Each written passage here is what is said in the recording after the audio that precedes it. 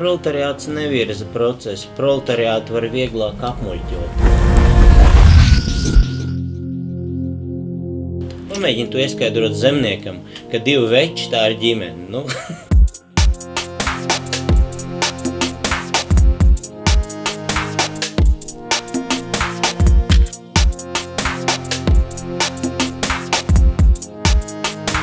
Bet pilsētniekam aiz neko darīt un aiz visādām cilvēku tiesībām un vispār cilvēciskajām vērtībām, to var vienkārši ieskalot to. Viņš noklausās un viņš, vispār, kāpēc gan ne? Jautājums par eiro, kā mēs zinām, tas vispār nav ekonomisks jautājums. Ja, ne? To ir valdības pateikusi, ka tas ir ģeopolitisks lēmums. Pirmkārt, eiro ir jābūt par katru centu, tātad būtība ir kaut kur citur. Ekonomika, kultūra, vērtības, likumdošana, tas viss ir, protams, sasaistīts, tas ir absolūti saistīts kopā. Un šis uzbrukums, protams, nāk pilnīgi plašā frontē. Notiek kaut kāds tāds garīgs cilvēku vai tautas apstrādāšanas process, un tādas lietas kā eiro ieviešana, kā iestāšanās Eiropas Savienībā, kā pirmais praids, kas notika Latvijā, ja, un šie jautājumi, ka tas viss ir savstarpēji baigi saistīts. Tieslietu ministrijā tiek gatavots likums par naida runu, kurš kriminalizē to, ka ja mēs pederastu saucam par pederastu, tāds normāls vārds, tas tiek kriminalizēts. Viņš tagad ir gejs.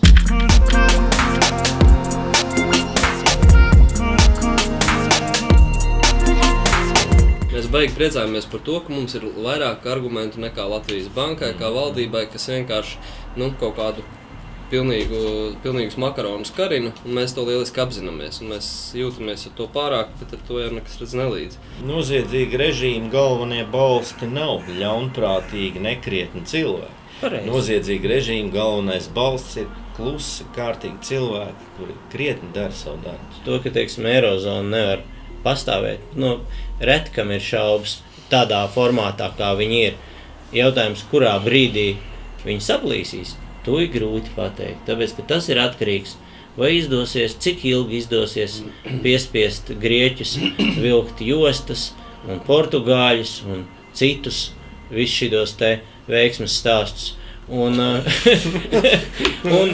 otras puses, kā izdosies iestāstīt tādiem vāciešiem vai austriešiem, ka viņiem ir viņi ir, par to būtu jāmaksā. Sāpīgā puse jau ir tā, ka ja tā naudiņa aizplūst prom, kaut kādām rietumu valstīm, tad mūsu cilvēki pēc tam viņai brauc pakaļ. Kā man viena zviedriete teica stāstu, ko es esmu pastāstījis 200 reizes vismaz savā mūžā, neaizmirstams stāsts.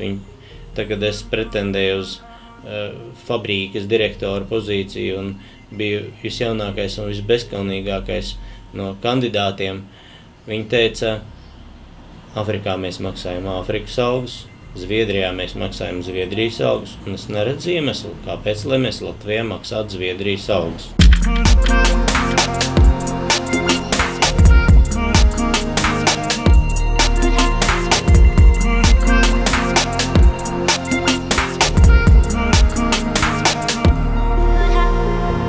Tāpēc tu brauks strādāt uz Zviedrijas fermu, savukārt šeit atbrauks mazs dzeltens cilvēks, kuram ne mīnus 40 biedēs, ne arī 8 latu bērnu pabalsts. Tieši otrādi, 8 reizes 10.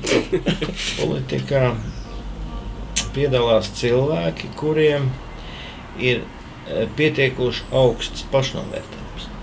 Ar to viņi atšķirās no vidusmēra latvieši. Vidusmēra latvietis nekad ne par ko nav pārliecināts. Tev nav nekāda izvēle. Ja, piemēram, deputāts, pamēģini neklausīt šitam te.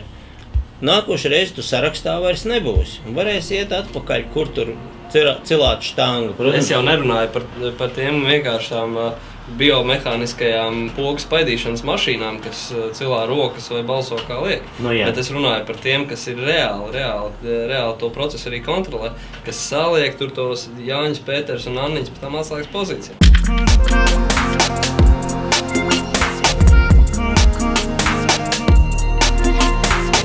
Ilmārs Rimševics,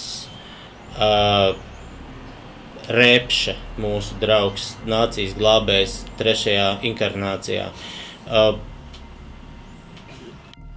Protams, Dombrovskis, Valdis. Atslēgas figūras. Viņi visi, neviens no viņiem nav strādājis nevienu dienu, nevienā normālā darbā.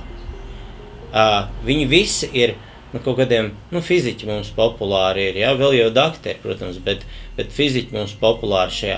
Viņi tiek apskatīti, novēroti, tad viņus aizsūta pie Džordža Vīksniņa uz kvalifikācijas celšanas kursiem. Tur viņiem iemāca pareizo veidu, ka vajag tikai liberalizēt, privatizēt un demokratizēt visu, un laime nāks iekšā. Tie ir tādi nedaudz paranoidāli tipi.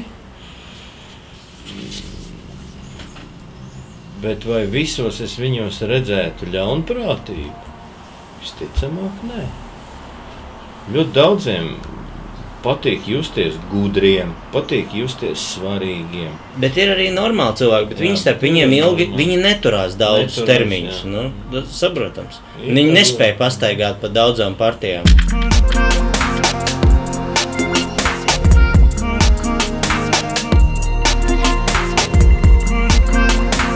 Mums ir arī citi tēli, mums ir reformu komunisti, kas vienmēr ar visiem ir gatavi. Ja?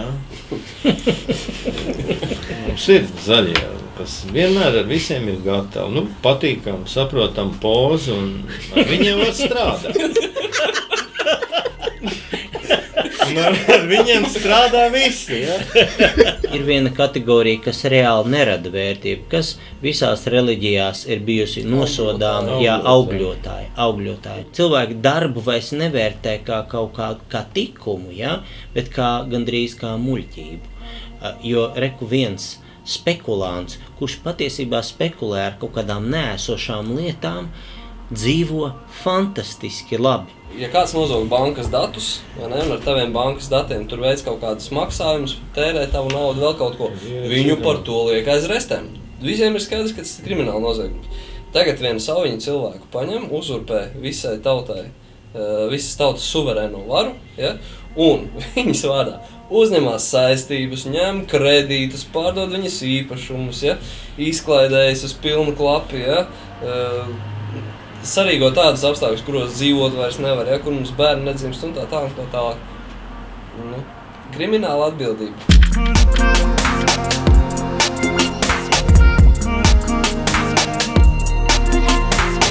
Ja šī valstī zakt miljardu nav krimināla darbība, bet par to, kā zināms, cilvēki pat saņem dažlabs lašplēša ordeni un vēl saņems, tad par to nevar tiesāt. Valsts pastāv tikmēr, kamēr ir kāds pilsoņu kopums, kas gatavs par šo valstu mirt. Mūsu gadījumā ir tā, ka šeit cilvēks nav gatavs pat uzlikt parakstu. Pat daži tūkstoši cilvēki nav gatavi uzlikt parakstu. Tātad rodās retorisks jautājums. Latvijas valsts viņiem nav vajadzīga. Ja mums nav tik daudz cilvēku, latviešu, kam šī lieta vēl ir vajadzīga, tad vienkārši loģika, tātad mums to nevajag. Tās sajūta, ka tevi uzskata par idiotu, man liekas, viņi normāli un cilvēkam ir kaitinoši. Es atceros tā bildi, kas visās vēstures grāmatās ir, ka padomju tanki iebrauc Rīgā, un tad tur ir parasti tur safotografēts, ka tur ir kaut kāda daļa, kas viņus sveic. Zin kā, lai nesanāk, ka atkal vēstures grāmatās kaut kāds tāds bildes, tad mums ir iespēja tagad vienkārši uzspļaut tam tankam. Vismaz apturēt mēs viņu nevaram, bet uzspļaut mēs varam. Pa 2 latiem tāda iespēja ir. Es nenulloju tādas lielas cerības, ka cilvēki tev šausmīgi tie, kas dzirdēs, viņi teiks, Klau, tev ir jādzird tas, ko tur Jānis Sils vai Vilnis vai Ivo teica. Nē, es domāju, ka tā reakcija būs ļoti veselīga latviska, tāda viegli atbalstoša. Tādā nozīmē, ka taisnība jau ir džekiem laikam, bet tad jau redzēs.